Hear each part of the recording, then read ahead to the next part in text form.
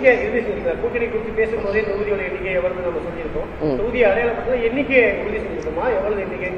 எல்லாமே பேசப்பட்டிருக்கிறது. அதை நான் அறிவிப்பதை விட அண்ணன் ஸ்டாலின் அவர்கள் அறிவித்தாதான் அது முறையாக இருக்கும்.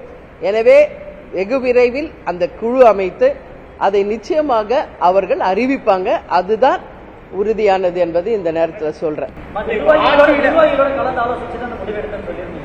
இத்தனை ஆண்டு காலம் நம்ம திமுகவை பல கட்டங்களை நம்ம விமர்சனம் பண்ணியிருக்கிறோம். இப்ப நிர்வாகிகள் இப்ப சம்மதிச்சாலும் கூட கடைக்கோடி இருக்க தொண்டர்களுடைய மனநிலை என்னவா இருக்கும்? அவங்க இப்ப ஒண்ணு சேர்ந்து இப்ப களத்துல நிற்கும் போது அது எப்படி இருக்கும்? இல்ல, நான் என்ன சொல்றேன், இது ஒட்டுமொத்த தேமுதிகவின் விருப்பம் தான் என்னுடைய விருப்பமா இன்னைக்கு நான் அறிவிச்சிருக்கிறது.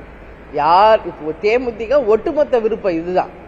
ஏன்னா எல்லாரையும் நான் கலந்து ஆலோசிச்சு அவங்க வாக்களிச்சது ஒரு பக்கம் இருந்தாலும் இண்டிவிஜுவலா நான் இப்ப எல்லாரும் நீங்க பாத்தீங்க, நான் பயணம் போகும் எல்லா இடத்திலையும் மாவட்ட செயலாளர், ஒன்றிய, நகரம், கிளைகள் எல்லாரோடையும் நான் கலந்து பேசும்போது எல்லாருடைய மனநிலை இந்த முறை நாம் இந்த இந்தியா கூட்டணி திமுகவுடன் கூட்டணி அமைக்கணும்ன்றதான் எல்லார் கருத்துவமாக இருந்தது.